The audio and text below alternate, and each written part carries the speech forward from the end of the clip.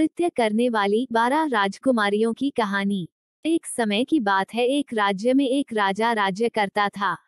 उसकी 12 पुत्रियां थी। सभी बहुत सुंदर थी, जिनसे वह अपनी जान से भी ज्यादा प्यार करता था।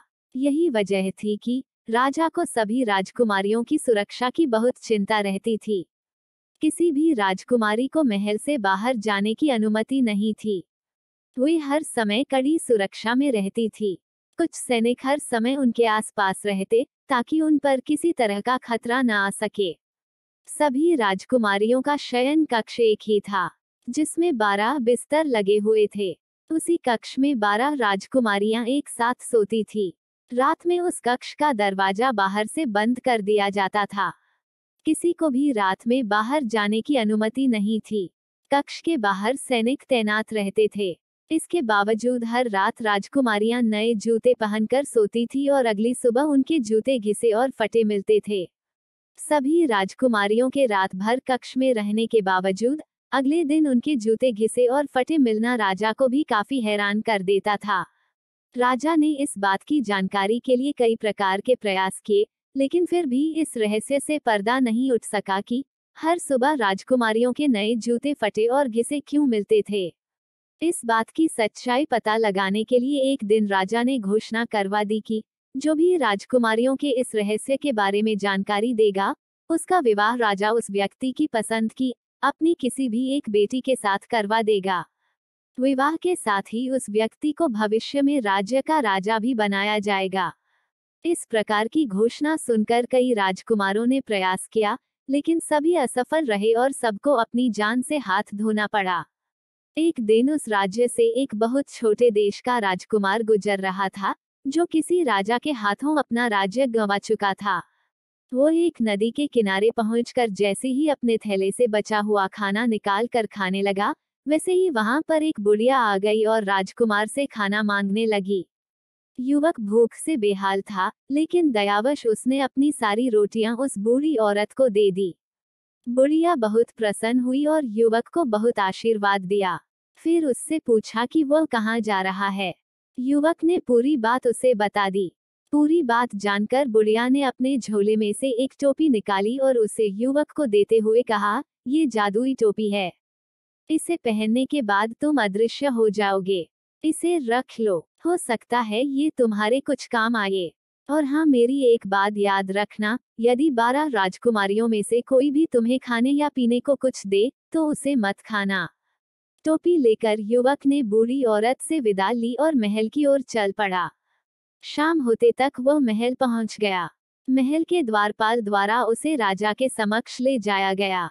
उसने राजा को अपने आने का प्रयोजन बताया, तो राजा ने राजकुमारियों के कक्ष के निकट एक कक्ष में उसके रहने की व्यवस्था कर दी।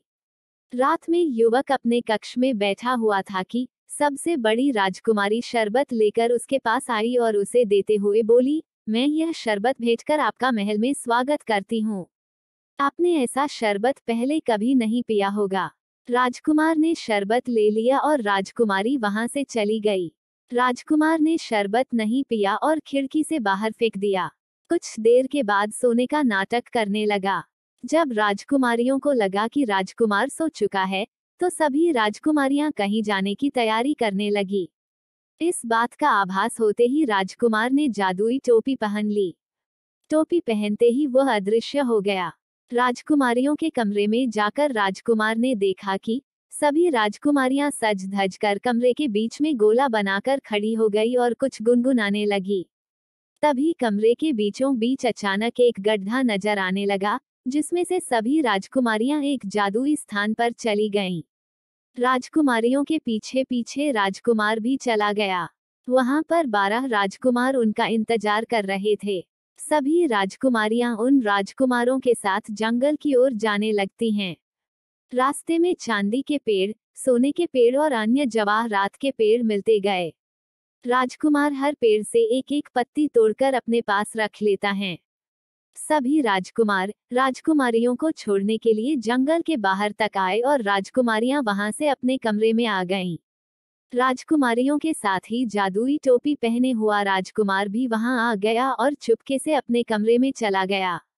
सुबह होते ही राजकुमार को राजा ने दरबार में बुलाया और रहस्य के बारे में पूछा। राजकुमार ने राजा को जंगल से तोड़ी गई सोने और चांदी की पत्तियां दिखाते हुए रात की पूरी घटना के बारे में बताया। जब राजा ने राजकुमारियों से इस बारे में पूछा तो सभी राजकुमारियों ने हामी भरते हुए सिर हिलाया। इस बात को सुनकर राजा ने राजकुमार की शादी उसकी पसंद की सबसे छोटी राजकुमारी के साथ करवा दी और उसे उस राज्य का राजा बना दिया। नया राजा अपनी रानी के साथ सुखपूर्वक रहने लगा। कुछ दिनों के बाद वह राजकुमारियों के साथ उस रहस्यमय महल की ओर गया और अन्य राजकुमारियों की शादी उन राजकुमारों के साथ करवा दी जिनके साथ वे सभी रात में नाचने जाती थी। इसके बाद सभी खुशी खुशी रहने लगे। कहानी से सीख, हमें हमेशा मुश्किल समय में हिम्मत से काम लेना चाहिए और अपनी बुद्धि का इस्तेमाल करते हुए हर समस्या का हल निकालना चाहिए।